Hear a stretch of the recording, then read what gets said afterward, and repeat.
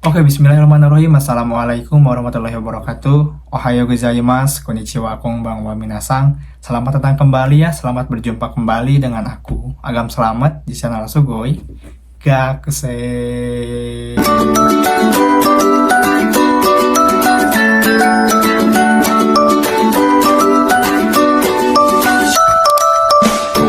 Shaikin, watashi wa isugashikute, 新しい動画を作れなかった。本当にごめんなさい. Jadi ya teman-teman, akhir-akhir ini aku kan kayak benar-benar sibuk ya, sibuk kerja di sini, lalu sibuk kerja di ngurusin yang luar juga gitu kan ya, bikin schedule ini dan itu. Dan satu lagi kemarin ya sibuk buat ikut ujian SSW Kaigo gitu. Nah gitu guys, jadi makanya Atarashi Doga ya, jadi kayak video baru itu aku belum sempet bikin lagi. Tapi alhamdulillah sekarang nih sesuai dengan tema ya, sesuai dengan judul, aku bakal buatkan istilahnya mah kayak aku pengen sharing, pengen cerita nih pengalaman aku kepada teman-teman, dan juga mungkin nanti bakalan ada ya sedikit tips gitu buat teman-teman yang pengen ikut ujian SSW Kaigo gitu guys. Jadi pengalaman berharga ya bagi aku kemarin tanggal 24 Februari 2024 aku telah melaksanakan ujian SSW Kaigo di Matsumoto, Prefektur Nagano, Jepang di sini ya. Alhamdulillah, karena untuk SSW yang pengolahan makanan kan yang kemarin itu di Indonesia ya guys, bukan di sini gitu. Jadi aku jadi punya pengalaman nih, bisa tahu perbedaan antara tes SSW di Indonesia dan di Jepang itu perbedaannya seperti apa gitu guys.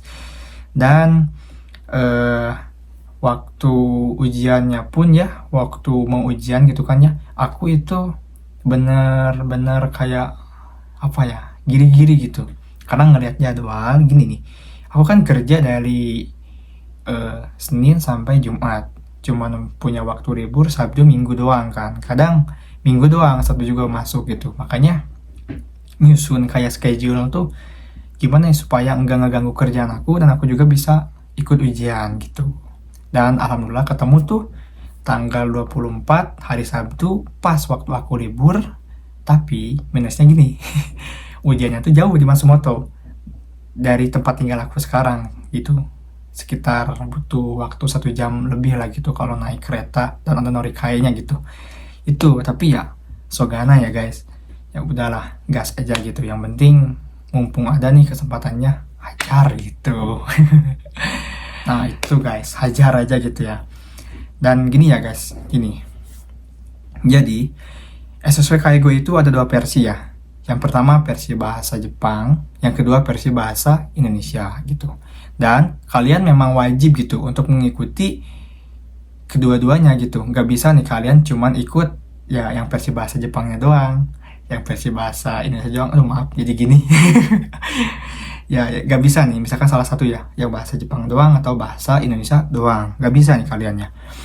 Makanya mau gak mau ya kita sogana ya lah, harus ikut gitu dua-duanya. Dan mungkin pertanyaan teman-teman seperti ini, Kak, lebih susah yang mana nih antara yang bahasa Jepang atau yang bahasa Indonesia? Gitu kan? Menurut pengalaman aku pribadi ya, lebih susah yang bahasa Indonesia. Kenapa? Kalian bisa lihat dulu ya. Ini adalah sertifikat bahasa SSW aku ya, yang versi bahasa Jepang ini. Dan ini adalah sertifikat SSW bahasa Jepang aku yang versi bahasa Indonesianya. Oke, kalian bisa lihat kan ya. Kalian bisa lihat bahwa perbedaannya tuh cukup jauh gitu. Yang versi bahasa Jepang itu aku mendapatkan 100% ya. Intinya aku nggak ada salah ya. Benar semua, dapat nilai 100 lah gitu. Dalam PKM 60%. Dan untuk yang versi bahasa Indonesia, aku cuma dapat 65% dari 60 KKM-nya. Maka ya Sumpah itu emang susah yang bahasa Indonesianya. Kenapa? Karena gini guys, aku kan sebelum tes juga tanya-tanya dulu ya ke senpai yang udah ikut ujian gitu kan. Bahkan dia itu ya kayak lulusan keperawatan, kuliah ya. Lalu ada yang juga lulusan kesehatan lainnya. Dan mereka berbicara gini, bahwa yang ujian versi bahasa Indonesia dan materi yang ada di buku itu adalah benar-benar materi dasar keperawatan lansia guys, yang dulu mereka pelajari di semasa waktu sekolah dan waktu kuliah gitu. Nah aku orang lulusan STM gitu kan ya, lulusan juga jurusan itu kan jurusan kehutanan yang nggak ada apa ya, nggak ada hubungannya dengan kesehatan ini dan itu.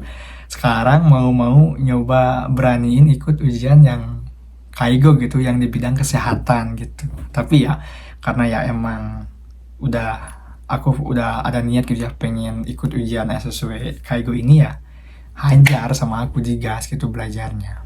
Oke, dan mungkin untuk yang versi bahasa Jepang, tipsnya kayak gini ya guys. Jadi yang versi bahasa Jepang itu gampang susah gitu kalau menurut aku. Karena gini, tips belajarnya tuh waktu dulu aku kan cuma punya waktu sekitar 1 bulan ya. Jadi selama seminggu itu aku full belajar yang bahasa Jepangnya doang. Jadi yang pertama itu kan kayak belajar kotoba. Kotoba tuh misalkan ada kotoba yang nggak tahu ya, kita yang nggak tahu kita catat, tulis, hafalkan, pahami, kayak gitu. Terus aja catat, tulis, hafalkan, pahami, ulangi terus, dipakai buat sehari-hari, jadi nggak gampang lupa gitu. Dan sisanya aku nyoba-nyobain soal yang ada di buku ini. Nah, ini dia bukunya. Aku pakai buku ini. Ini dari Prometric, emang dari Prometric SSW Kaigo ya. Kalian bisa print sendiri. Aku pakai buku ini. Oke, gitu. Dan di sini juga lengkap ya, di paling bagian belakang itu kan kayak emang buat yang Nihongo-nya ya, guys. Ini. Nah, setelah aku pelajari kotobanya, aku coba kerjain juga soal-soal yang ada di buku ini. Kan ada soal kaiwa tuh, dan yang bagian terakhir itu ada soal tentang catatan, laporan, dan sebagainya ya. Dan di bagian yang terakhir ini adalah ada kunci jawabannya. Kalian bisa lihat jawaban kalian bener gak, salah nggak gitu dari kunci jawaban yang paling belakang gitu. Itu sih buat tips belajarnya ya. Yang pertama ya kalian kotoba, rensu soal tentang kaiwa, dan yang catatan itu kalian rensu juga ya, cobain kerjain gitu. Itu mungkin untuk versi bahasa Jepang ya, cara belajarnya kayak gitu aku.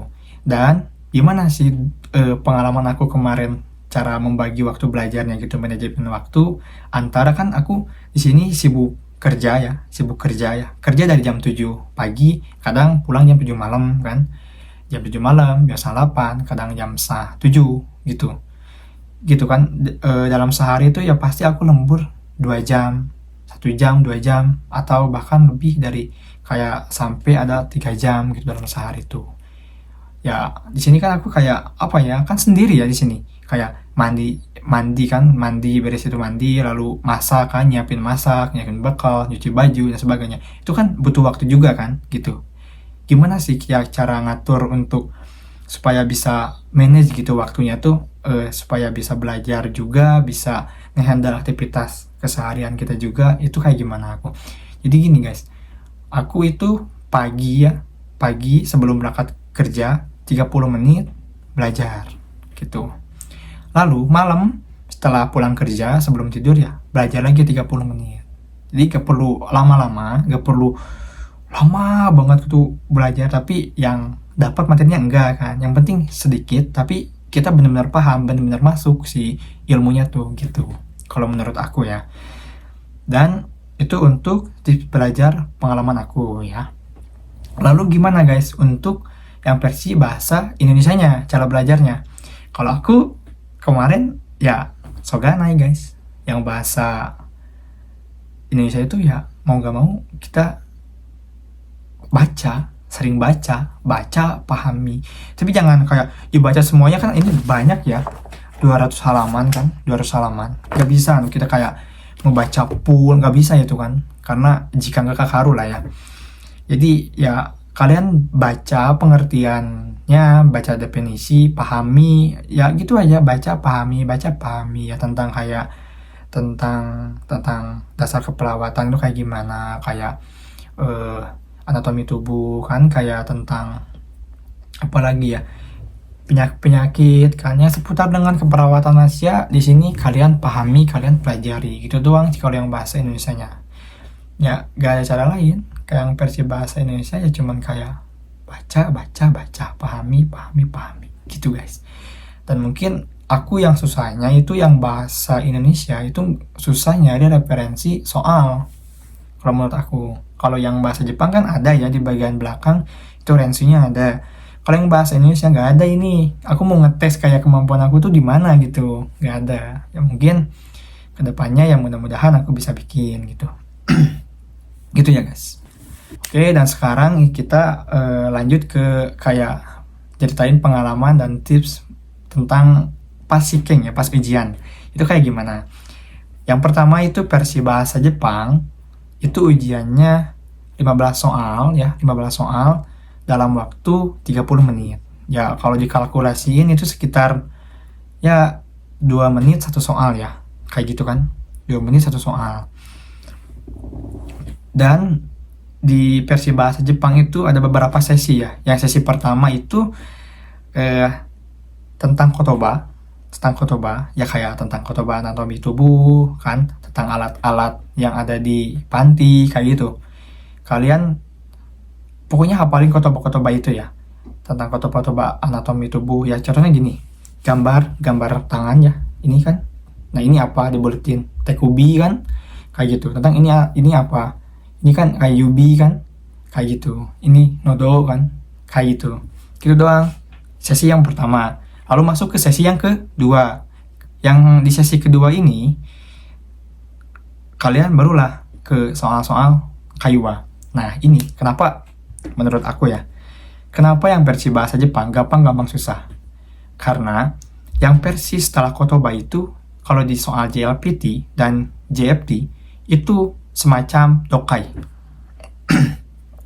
Semacam dokai. Karena kan kayak cerita panjang, kita harus benar-benar memahami ya isinya. Kalau misalkan di JLPT atau JFT kita tipsnya kan baca dulu soalnya nanyain apa nih. Misalkan nanyain jam atau alamat dan sebagainya, itu kan kita fokus ke situ mikirnya. Kalau yang di versi bahasa Jepang Kaigo enggak. Gini guys. Jadi pertanyaannya cuman tadashi mono machigaeru koto. Jadi kayak salah benarnya. Jadi mau gak mau kita harus benar-benar paham gitu isi dari kaiwa tersebut apa. Jadi supaya nanti kita bisa memilih nih, ini masuk nih, kayak gitu. Dan jawabannya dari A sampai D, ada 4 ya. Gitu. Masuk ke sesi yang terakhir. Di sesi terakhir itu ya tentang kayak kiroku, laporan kan, catatan kayak gitu, tentang isi acara gitu kan, susunan kayak gitu. Itu panjang-panjang loh, bener. Makanya ya kayak mirip-mirip soal-soal dokai aja, tapi ya bakal gampang asalkan kita yang pertama kotobanya kita menguasai, yang kedua kita cepat dalam menerjemahkan. Itu yakin sih lulus. Dan KKM-nya kan ingat cuma 60%. Kalian ya hitung-hitung minimal benar berapa nih, minimal salah berapa gitu, supaya ya bisa lulus doang gitu. Oke? Gitu. Oke, dan lanjut ke tips yang bahasa Indo. Yang bahasa Indonesia mungkin pas waktu tips ngerjainnya apa ya? Sama sih, ada beberapa sesi juga. Ada 4 sesi. Yang pertama pokoknya mah 5 soal. Yang terakhir itu panjang ya, sekitar beberapa soal ya. Lumayan banyak gitu. Kalau di sini aku nggak ada tips khusus ya untuk bahasa Indonesia dalam mengerjakan Shikennya. Karena apa? Nih, aku mau cerita nih. Ini gini ya guys. Karena menurut aku itu pas waktu kemarin ya, aku fokusnya yang penting gini. Lulus ujian yang Jepangnya aja dulu, yang Indonesia mah gak apa-apa lah gitu. Kalau nggak lulus juga, karena ya emang aku belum pede gitu, belum benar-benar menguasai semuanya gitu. Tapi karena emang mepet ya waktu, daripada nanti yang mending sekalian aja gitu, sekalian aja tes satu hari satu waktu ya langsung gitu. Jadi ya bisa dibilang hoki ya mungkin karena berkat perjuangan aku juga nih ya. Dan karena aku kan membagi waktu belajar itu kan seminggu itu buat bahasa Jepang dan 3 minggu itu buat bahasa Indonesia.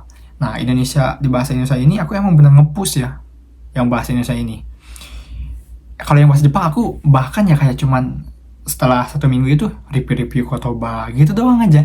Tapi yang bahasa Indonesia ini aku push kayak udah tamat baca lagi, tamat baca lagi karena aku fokusnya di Indonesia. Menurut aku susahnya yang di Indonesia. Jadi aku harus moto gitu kayak lebih bengkelnya tuh lebih fokus ke Indonesia gitu. Karena yang bahasa Jepang aku udah pede nih, insya Allah gitu kalau ngejar lulus doang kayak gitu. Makanya mungkin kalau yang bahasa Indonesia nggak ada tips khusus selainnya kayak kita asalkan sering baca, udah memahami isi yang di buku gitu ya, yang lain sebagainya. Bahkan ada juga kan ya bisa pakai logika juga ada gitu kan, nggak semua yang ada di buku juga keluar, nggak ada yang misalkan cuman pakai logika kita nih, seumpama kejadian kayak gini ngatasinya kayak gimana, itu pakai logika kan, nggak sesuai dengan buku juga kayak gitu. Makanya mungkin untuk yang versi bahasa Indonesia di dalam Shikengnya, aku nggak ada tip khusus ya cuman baca ngerjain ya kayak soal-soal waktu ujian sekolah inilah, sekolah pada umumnya kayak gimana versi bahasa Indonesia gitu guys. Dan oke guys, mungkin segitu dulu ya cerita, pengalaman, sharing, dan sedikitnya berbagi tips gitu buat teman-teman. Semoga videonya bisa bermanfaat buat teman-teman, bisa menjadi gambaran lah gitu. Dan mungkin kedepannya di channel ini ya, saya juga akan buatkan gitu contoh-contoh soal tentang SSW Kaigo versi bahasa Jepang dan versi bahasa Indonesia gitu, sesuai dengan isi di buku dan sesuai dengan pengalaman saya waktu ujian. Dan sebelum itu juga mungkin saya akan buatkan ya kayak bocoran-bocoran soal ya untuk SSW Kaigo sesuai dengan apa yang kemarin saya ikuti waktu ujian gitu. Yang mana nih yang masih saya ingat, yang keluar, yang ini nanti bakal saya kasih tanda gitu. Ini nih supaya kalian bisa kemarin yang keluar yang ini. Jadi ada fokus gitu di situ, dipahami, kayak dipelajari kayak gitu. Oke,じゃあ皆さん見てくれてありがとうございました。次の動画にまたお会いしましょう。